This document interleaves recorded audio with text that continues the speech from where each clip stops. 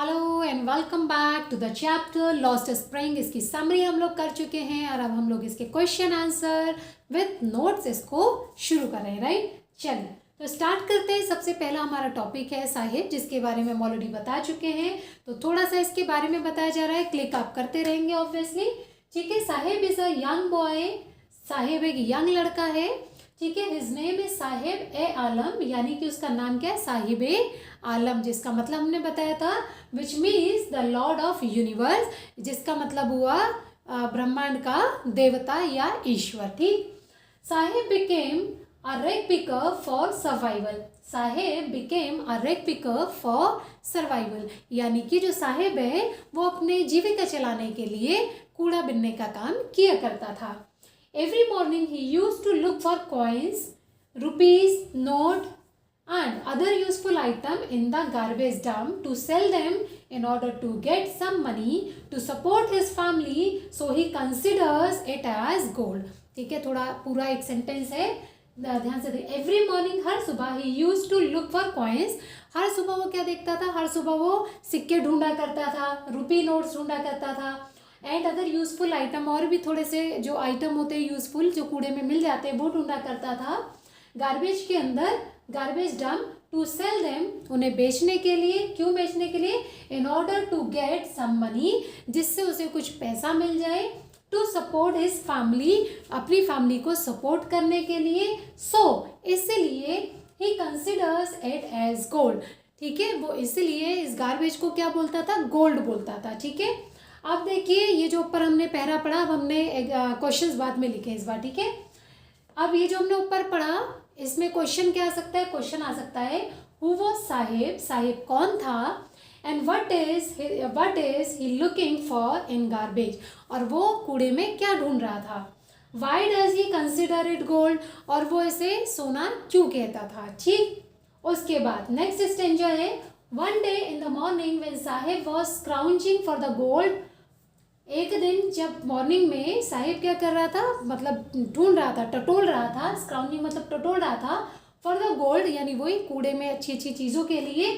Author asked half joking, author ने यानी जो ये ऑथर थी उसने उससे मजाक के मतलब मजाक के लहजे में उससे क्या पूछा, वेदर ही विल कम, क्या वो आएगा, टू हर स्कूल, उसके स्कूल में, इफ शी स्टार्ट्स वन, अगर वो स्कूल शुरू करती है तो क्या वो उसके स्कूल में पढ़ने के लिए आएगा।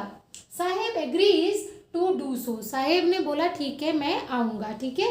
उसके बाद फ्यू डेज लेटर, कुछ दिनों बाद, साहिब ने पूछा if her school is ready, क्या उसका स्कूल रेडी है। द ऑथर फील्स अम्बेरेस, जो ऑथर थी वो अम्बेरेस हो गई, यानी कि थोड़ी सी उससे शर्मिंदगी हुई।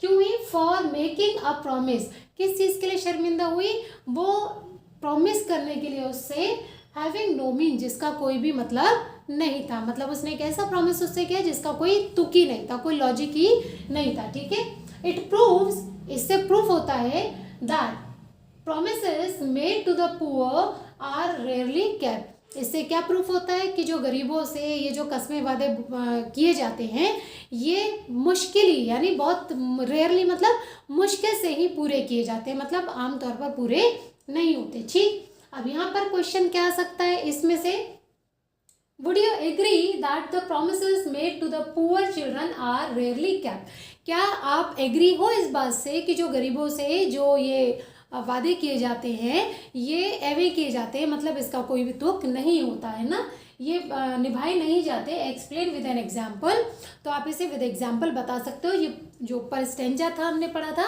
उसमें से क्वेश्चन आ सकता है, ठीक है। जैसे हम आपको बताया था कि ये नोट्स ऐसे हैं जिसमें से क्वेश्चन बन सकते हैं, तो अभी बताया था कि भाई थोड़ा सा देर से जागे हैं, बट अब इसके क्वेश्चन भी साथ साथ आपके दे दिए हमने, ठीक है। उसके बाद ही लिव्स एट सीमापुरी, वो सीमापुरी में रहता था Sahib. A slum on the outskirt of Delhi, एक स्लम यानी एक बस्ती जो दिल्ली के बाहर की तरफ, आउटस्कर्ट का मतलब होता है स्कर्ट से बाहर, यानी कि दिल्ली की टेरिटरी से बाहर, मतलब थोड़ी आउटर पे कह सकते हैं इसको, right. He and his family migrated from Dhaka, वो और उसका जो परिवार था, माइग्रेट मतलब वो पलायन किया था, मतलब वो वहां से आए थे, कहाँ से, ढाका से आए थे बांग्लादेश इन 1971। 1971 में ये बांग्लादेश से यहाँ पर भारत में आए थे, इसका जो परिवार था। ठीक, बिकॉज क्यों आए थे? Because storms destroyed their field and home, क्योंकि जो तूफान आया था, उनके यहाँ पर तूफान आया होगा तो उसने उनके घर और खेत सारे नाश कर दिए थे, मतलब बिल्कुल नष्ट कर दिया था उनको, right. more than 10,000 rag pickers were living at Seemapuri. more than 10,000 यानी 10,000 से, ये छोटे छोटे क्वेश्चन में आ सकता है कि कितने लोग वहाँ पर रह रहे थे, ठीक है। more than 10,000 rag pickers यानी 10,000 से भी ज़्यादा rag pickers यानी कूड़ा बिनने वाले were living at Seemapuri, Seemapuri में रह रहे थे, ठीक है। विदाउट आइडेंटिटी, बिना किसी आइडेंटिटी के, बट विद राशन कार्ड, लेकिन राशन कार्ड था। As the food was more important for them, क्योंकि फूड उनके लिए ज़्यादा इम्पॉर्टेंट था देन देयर आइडेंटिटी, उनकी पहचान से ज़्यादा क्या ज़रूरत थी, उनकी क्या ज़रूरी था उनके लिए फूड ज़्यादा ज़रूरी था। इसलिए राशन कार्ड तो था कि सरकार राशन देगी, लेकिन कोई आइडेंटिटी उन्होंने नहीं बनवाई, ठीक। उसके बाद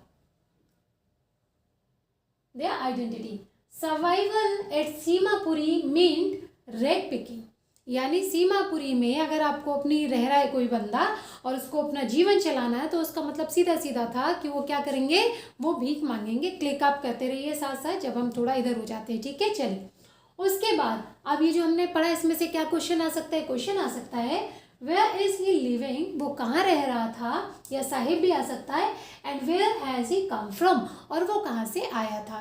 तो हमने क्या बताया, वो सीमापुरी में रह रहा था and he was migrated with his family in 1971, ठीक है, फ्रॉम ढाका बांग्लादेश, ठीक है। उसके बाद what was the reason for the migration of people from village to cities, यानी कि विलेज से सिटीज़ में जो लोग आए थे ये, ठीक है, तो उनके पास माइग्रेशन का क्या रीज़न था। तो हम क्या बोलेंगे कि स्टॉर्म्स हैड ruined या destroyed their fields and homes, ठीक है, तो इसलिए वो यहाँ पर आ गए थे, ओके। उसके बाद garbage to them was gold, अब इन लोगों के लिए जो कूड़ा था वो क्या था, वो इनके लिए सोने की तरह हो गया। सोने मतलब ये वाला सोना नहीं, ये वाला सोना जो ये पहनते हैं हम लोग, ठीक है। तो it was their daily bread and roof over their hearts, ये जो गोल्ड था यानी कि जो गार्बेज का काम था, यही इनके लिए रोज़ का ब्रेड यानी कि रोज़ की रोटी और इनके ऊपर छत के लिए इन्हें ये ज़रूरी था कि ये लोग क्या करें, रैग पिकिंग करें, ठीक है।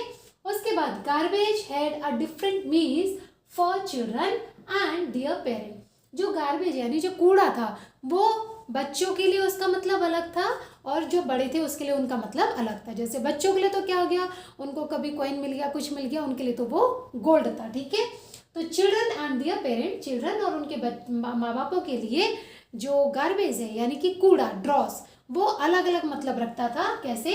फॉर चिल्ड्रन यानी बच्चों के लिए it was wrapped in wonder, it was wrapped in wonder, यानी कि जो गार्बेज था उसके अंदर क्या थी, जादू था कुछ, मतलब वंडर मतलब कुछ ना कुछ। क्यों? क्योंकि उनको कूड़े में से कभी सिक्का मिल गया, कभी नोट मिल गया, कभी उनके भाई किसी को अंगूठी पा गई, तो उसके लिए तो वो भी बहुत अच्छी बात है। लेकिन जो माँ बाप है उनके लिए वो आर्टिफिशियल अंगूठी का कोई मोल नहीं है, उनके लिए मतलब खिलौना मिल गया तो कोई मोल नहीं है। तो बच्चों के लिए क्या होता था कि ये जो गार्बेज है ना, इसमें पता नहीं क्या छुपा हुआ हम उनको मिल जाएगा। लेकिन and for parents it was just a survival, लेकिन जो बड़े थे, जो पेरेंट्स थे, उनके लिए ये क्या था, ये केवल जीविका चलाने का एक साधन था, ठीक है, गार्बेज। अब इसमें क्वेश्चन आपके क्या आ सकते हैं, क्वेश्चन आ सकते हैं what does garbage mean for the people living at Seemapuri, Seemapuri में रहने वाले लोगों के लिए गार्बेज क्या था। तो हम दोनों के बारे में लिख सकते हैं। क्वेश्चन ऐसे भी आ सकता है कि how the meaning of garbage were differ for the children and for their parents, ठीक है। तो उन दोनों के लिए इसके मतलब अलग अलग क्यों थे, ठीक। उसके बाद नेक्स्ट उस पर आते हैं, he roams the street with his friends, वो अपने दोस्तों के साथ इधर उधर घुमा फिरा करता था। An army of barefoot boys, कौन थे उसके फ्रेंड्स, एक आर्मी टाइप सी थी, मतलब झुंड था। तो ऐसे बिल्कुल जैसे सेना नहीं चलती तो एक सेना हुआ करती थी पूरी उसकी, ठीक है। जैसे वानर सेना नहीं कहते, बच्चों को कहते थे कहाँ तुम्हारी वानर सेना जा रही है, तो इसी टाइप से उनकी भी एक सेना हुआ करती थी। कैसी?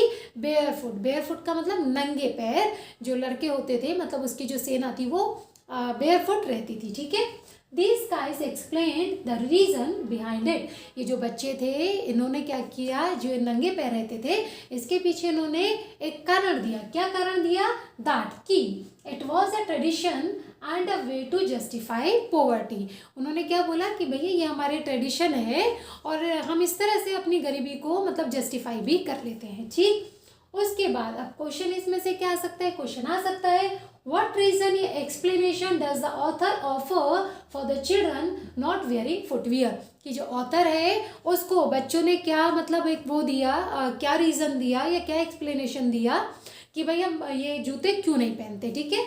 उसके बाद one day he got tennis shoes, ठीक है। एक दिन ये जो आपका साहिब है इसको क्या हुआ कि इसको ना मतलब इसके पास जो ये थी आपकी ऑथर, उसने देखा कि उसने शूज़ पहन रखे। शूज़ भी कैसे थे, एक उसमें छेद हो रहा था, वो शायद किसी के पुराने जूते थे, किसी अमीर बाप की औलाद होगी, तो वो एक छेद हो गया तो उसने फेंक दिया उसको, ठीक है। तो उसको फेंक दिया बट वो थोड़े मतलब गंदे से तो हो ही रहे थे तो उसने पहन रखे थे। बट जो साहिब था he was feeling out of the world, यानी उसको ऐसा लग रहा था भैया आज मैं ऊपर आसमान नीचे। क्यों?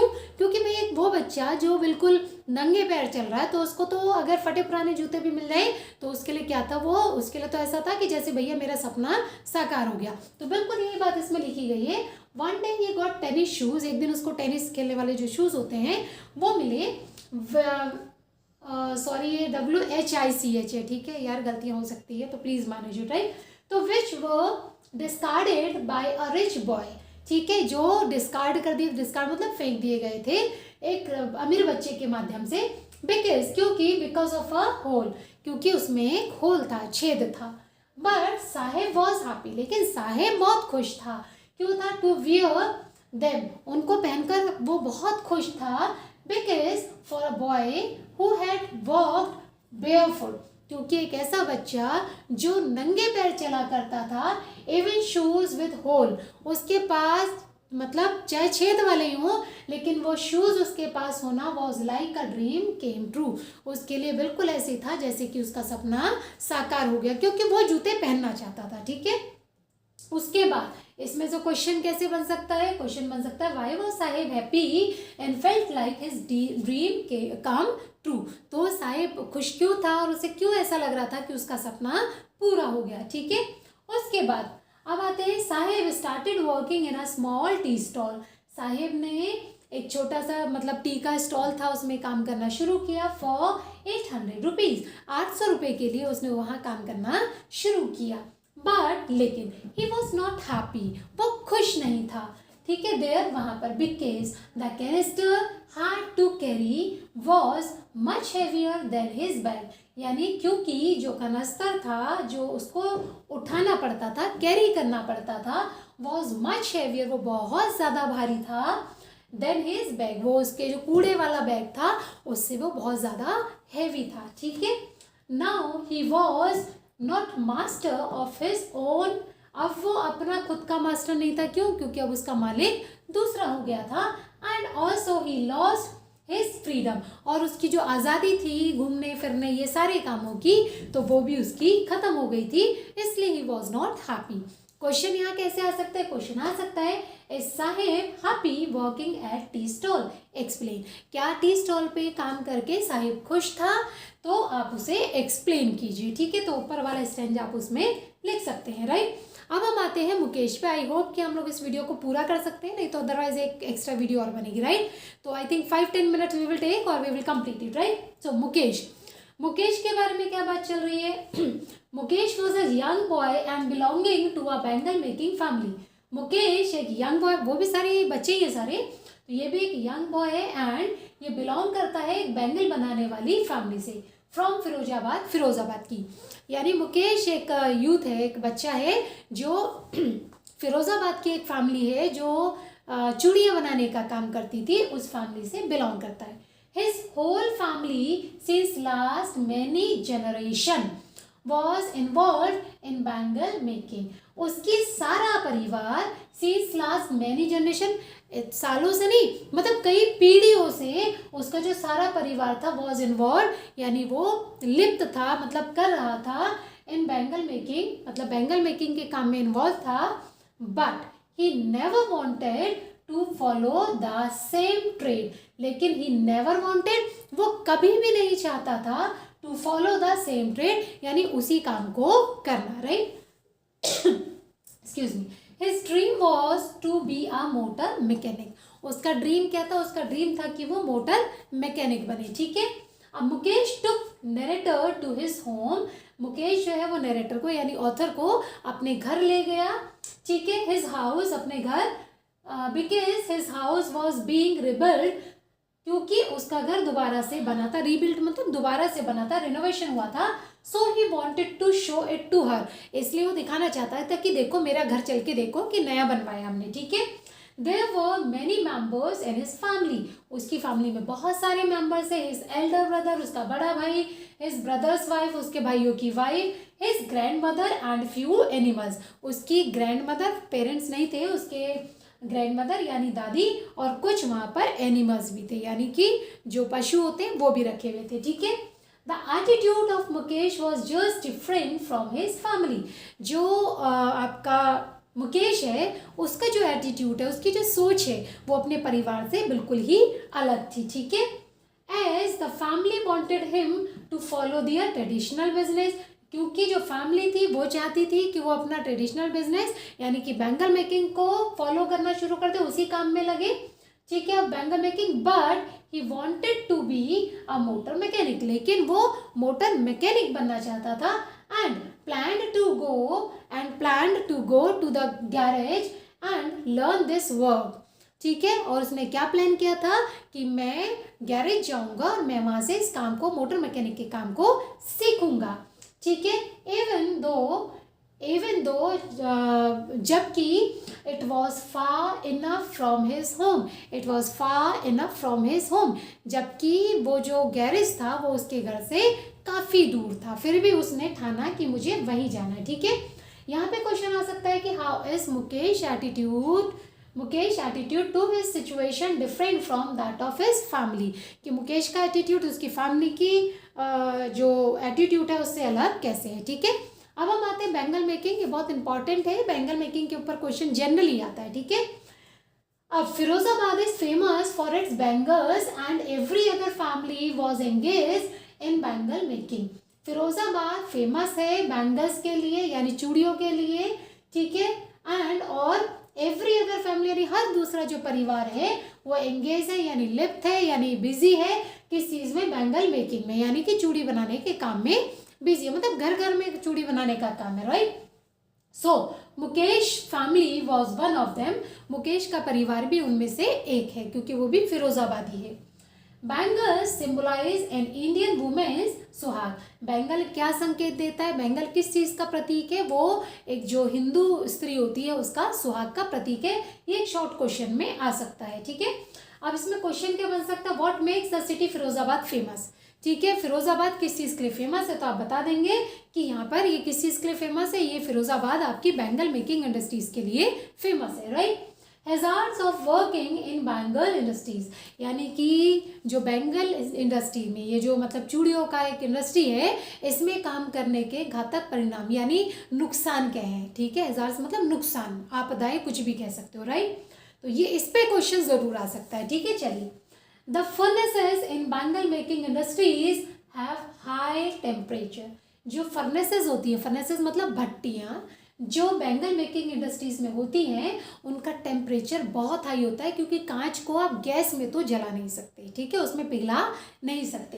तो ये जो फर्नेसेस होती है उनका टेम्परेचर बहुत ज़्यादा हाई है एंड लैक प्रॉपर वेंटिलेशन, ठीक है। और यहाँ पर लैक ऑफ वेंटिलेशन है, यहाँ की मतलब हवा के आने जाने के लिए कोई भी रोशनदान खिड़कियाँ नहीं होती। The dust from polishing the glass, यानी कि जो ग्लास को पॉलिश करते हैं लोग उससे जो डस्ट निकलती है, क्योंकि आप देखो ना, अगर आप जैसे हम लोग नॉर्मल से एग्जांपल लें, वो तो आपने देखा होगा लकड़ी वाला जो वो करता है ना, लकड़ी को काटता है तो उसमें से बुरादा तो सा उठता है ना, तो वो क्या होता है, वो अगर आपके नाक पे जाएगा तो बड़ा दिक्कत करेगा। ठीक उसी तरह से dust from the polishing the glass, यानी ग्लास की जब पॉलिश होती है तो उसके जो चूरे चूरे से थोड़े से डस्ट सी उड़ती है, that could damage their eyes, वो आंखें भी मतलब उन लोगों की आंखों को डैमेज कर सकती थी।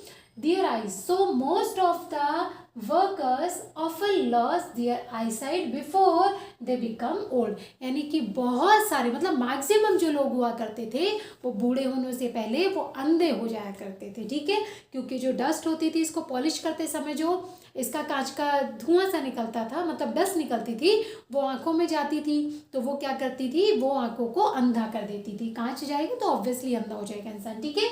उसके बाद they had to inhale toxic fume, उन्हें क्या करना पड़ता था, उनको जो जहरीला सा धुआं होता था, फ्यूम, टॉक्सिक फ्यूम्स, वो उनको लेना पड़ता था क्योंकि सांस तो लेनी होती थी।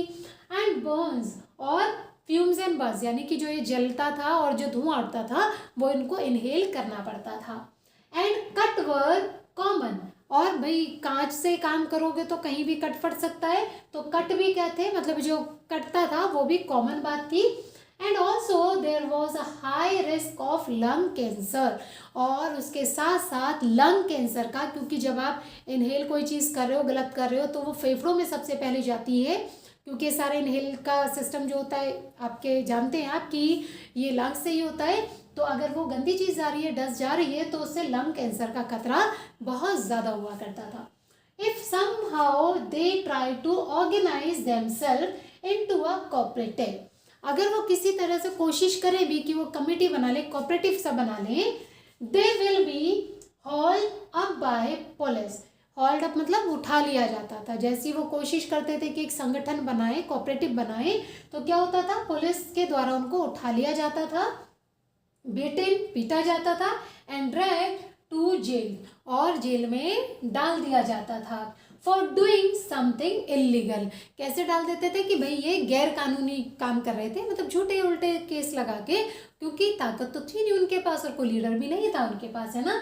तो there was no leader among them, उनके बीच में कोई भी लीडर नहीं था, ठीक है। तो ये इसके बाद क्वेश्चन क्या आ सकता है, ये सबसे मोस्ट इंपॉर्टेंट क्वेश्चन है ये, mention the hazards of working in glass Bengal industries, यानी कि ग्लास बेंगल इंडस्ट्रीज जो है उसमें काम करने के जो घातक परिणाम थे या जो नुकसान थे वो नुकसान बताइए, ठीक है। तो has the chapter is finish, और ये 12th का ये चैप्टर कंप्लीट हो चुका है। तैयारी अच्छे से कीजिए। I wish you all the best. Thank you very much. Channel अगर आपको अच्छा लग रहा है तो प्लीज़ इसको सब्सक्राइब कर सकते हैं, लेकिन साथ ही साथ अपने जो यार दोस्त हैं, है ना, तो उन यार दोस्तों के साथ इसको शेयर भी कीजिए ताकि उनको भी कुछ बेनिफिट मिल जाए, ठीक है। So thank you very much.